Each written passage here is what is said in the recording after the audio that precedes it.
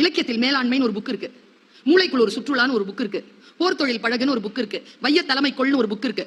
முடிஞ்சா கடந்துருங்க, படிச்சு தகவல்கள் கொட்டி தீர்த்திருப்பான் மனுஷன். என் குரு அவர் சொல்றார், கிளாரா சொன்னாள், நான் கவலைகளை நினைவில் வைத்திருப்பதில்லை. யாராவது அதை நினைவுபடுத்தினா கூடவே இருக்குமே. இன்னைக்கு உங்க வீடு ஏலம் போன நாள்ல மறந்து இருக்கிறேன்ல, நல்லா தானே இருக்கிறேன். நான் நினைக்கிறேன் இந்த ஏப்ரல் மாசத்துல தான் நீங்க டிவோர்ஸ் வாங்குனீங்கன்னு.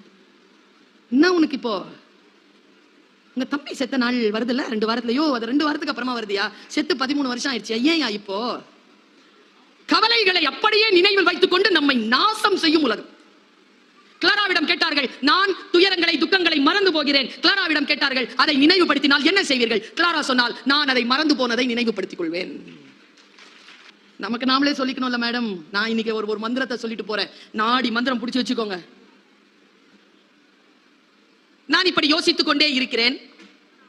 நான் படித்து பெற்ற அறிவு, இந்த அறிவை பேசுவது அப்படிங்கிறது இருக்குல்ல, இது ஒரு வேள்வி. யார் ரொம்ப கொடுத்து வச்சவங்க தெரியுமா? பேசுறவங்களா கேட்கிறவங்களா? கேட்கிறவங்க தான். வங்காரி மாதா என்று ஒரு பெண், நோபல் பரிசு கிடைத்தது அவளுக்கு, காடு வளர்த்தாள் என்பதற்காக. அவளுடைய இன்டர்வியூவை நான் கேட்டேன். இப்ப அவங்க உயிரோட இல்ல.